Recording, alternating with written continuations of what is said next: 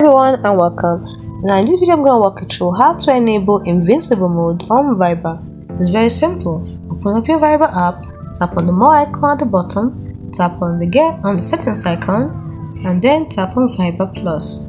Then you can see invincible mode settings. Tap on it and you can see it. What it does is that you'll be able to see read receipts and online statuses without revealing your own.